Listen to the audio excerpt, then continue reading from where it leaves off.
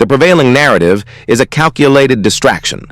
Media fixates on the physics of hypersonic missiles, a threat profile that is loud, visible, and ultimately manageable. This is strategic misdirection. The primary vector of systemic collapse is not a kinetic strike. It is absolute, weaponized silence. Analysts at CSIS confirm the true strategic choke point is not airspace, but the seabed. Trillions of dollars in financial data, military commands, and sovereign intelligence travels through a handful of undersea fiber optic cables. These are the neural pathways of the global economic and military apparatus. The second vector is orbital, not the destruction of satellites, a kinetically expensive and traceable act, but targeted blinding. High-powered electronic warfare, the very systems nations like South Korea are investing $129 billion to develop, can render entire satellite constellations inert without firing a shot. The target is C4ISR, command, control, communications, computers, intelligence, surveillance, and reconnaissance. This creates the blind Leviathan protocol. A nation-state, particularly one operating on the archaic defensive doctrines endemic to post-Soviet territories, is stripped of its sensory input. It cannot verify threats. It cannot allocate conventional forces. It cannot distinguish between a limited probe and a decapitation strike. Deprived of situational awareness and facing a solvency crisis in conventional response, the state's launch-on-warning protocols are triggered by default. Its inability to compete symmetrically against AI-powered autonomous weapons or even ideologically driven kinetic actors becomes the accelerant. The system is pre-programmed to interpret blindness as an existential threat. The response, therefore, becomes existential. The motive is not conquest. It is solvency. A state's balance sheet is not limited to currency. It includes industrial capacity, political will, and troop morale. When a state engages in a prolonged, unpopular kinetic conflict, these assets are liquidated at an unsustainable rate. CSIS analysis frames the war in Ukraine as a primary example, a strategic operation metastasizing into a severe domestic liability, draining the state's strategic reserves. This is a solvency crisis, played out on the battlefield. The condition is exacerbated by pre-existing liabilities. As outlined in the Small Wars Journal, states shackled to archaic Soviet-era defensive doctrines are programmed for failure in a modern conflict. Their systems are too rigid, their overhead too high. They cannot afford the symmetric, kinetic cost of war against a leaner, more agile adversary. When a state cannot compete symmetrically, it defaults to asymmetry. This is not a choice. It is a protocol triggered by insolvency. The objective shifts from winning a conventional war to imposing unacceptable costs on the adversary through other vectors. The state is forced to find leverage where it still exists. This pivot creates an immediate demand for high-leverage, low-cost weapons. We see this in the development of AI-powered autonomous weapons, as detailed by modern diplomacy and the investment in electronic warfare, like South Korea's $129 billion project to neutralize enemy networks. These are attempts to manage insolvency by changing the rules of the ledger. Conventional weakness is the forcing function, compelling the state to seek its ultimate leverage. It is the primary accelerant for nuclear use. The math is irrefutable. A $5 million main battle tank is now a fixed-income liability, neutralized by a $500 drone. According to analysts at RUSI, the kinetic cost-exchange ratio has inverted. This is not warfare. It is a solvency crisis played out on the battlefield. The ability to project expensive force is now systemically more vulnerable than the ability to execute low-cost destruction. This radical cost inversion is the mechanism for what strategists call the democratization of violence. The barrier to entry for acquiring high-leverage, kinetic capabilities has collapsed. Blueprints for AI-powered autonomous weapons are no longer confined to billion-dollar state programs. They are becoming open-source assets. Lethal parity is now a function of ingenuity, not industrial output. For a state operating on an archaic defensive doctrine, this economic reality is a death sentence. They cannot compete in a symmetric war of attrition priced at these ratios. Confronted by these vectors, their conventional assets are pre-liquidated. The state is forced into a strategic default.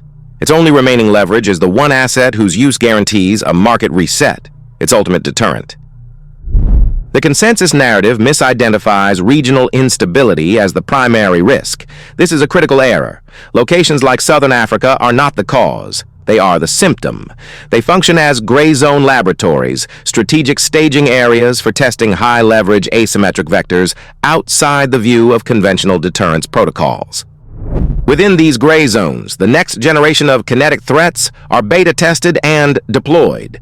This is where AI-powered autonomous weapons, as documented by modern diplomacy, are field-hardened. Simultaneously, it is where reports warn that ideologically driven kinetic cells are cultivated, with analysts noting the potential for a major security escalation from uncontrolled non-state actors. The target is a state pre-programmed for failure. As Small Wars Journal confirms, post-Soviet states are burdened by archaic defensive doctrines designed for large-scale conventional warfare. They possess zero institutional capacity to absorb or counter these low-cost, high-impact vectors originating from a proxy zone. Their defensive architecture is financially and strategically insolvent against this threat model. To even attempt conventional solvency requires massive capital expenditure. Look at the receipt. South Korea is launching a $1.29 billion project for electronic warfare aircraft, simply to counter one vector. This is the price of admission to modern warfare. States running archaic systems cannot pay. Their only remaining protocol is strategic default, asymmetric escalation. Conventional weakness is the accelerant. The core protocol of an archaic state is launch on warning. It is a relic, a tripwire designed for a world that no longer exists. The doctrine dictates that if incoming ballistic missiles are detected, a retaliatory strike must be launched before those missiles impact. There is no time for human deliberation. The response is systemic, automated. It is a mathematical equation based on flight times. This entire defensive architecture hinges on a single point of failure, the integrity of its sensory data. Modern electronic warfare, however, is not a kinetic attack. It is a solvency attack. A state actor can now initiate a project like South Korea's $129 billion program specifically to develop aircraft that jam and disrupt enemy air defense networks. The target is not the missile silo, it is the radar. This creates the fog of digital war. A cyber attack, a high-leverage electronic vector, blinds the early warning system. The screen goes black. The commander is now presented with a binary choice, stripped of all reliable intelligence. Is this a system malfunction, or a sophisticated precursor to a full-scale first strike? The archaic doctrine offers no third option. According to analysts at CSIS, the protocol does not allow for indecision. Waiting for confirmation means risking total decapitation, rendering the state's ultimate deterrent useless. The fear of being disarmed forces the commander's hand. He is compelled to assume the worst-case scenario. Therefore, the launch is not an act of aggression. It is a forced strategic default. The attacker did not fire a missile. They simply exploited a pre-programmed liability, turning the adversary's own doctrine into the primary accelerant for nuclear use. The protocol is preset. Within the next 12 months, expect a systemic failure event at a critical infrastructure node, a major commercial port or primary data pipeline servicing a post-Soviet state. This is not a guess. It is a forecast based on established doctrine. The vector will be a dual-layer, attribution-impossible assault. First, a localized electronic warfare blanket will induce a total information blackout. This is a capability now requiring multi-billion-dollar investment, as seen in South Korea's $1.29 BEW aircraft project, a kinetic cost that renders archaic doctrines instantly insolvent. Simultaneously, a swarm of AI-powered autonomous weapons, as detailed in recent CSIS analysis, will execute a precise, limited kinetic strike. The objective is not mass destruction, it is to demonstrate the target's inability to compete symmetrically and force a strategic default. This is the calibration shot, an attack engineered to be untraceable to a state sponsor, yet too sophisticated for a non-state actor. It is a mathematical test designed to force a state burdened by an archaic defensive doctrine into a solvency crisis, proving its only remaining protocol is asymmetric escalation.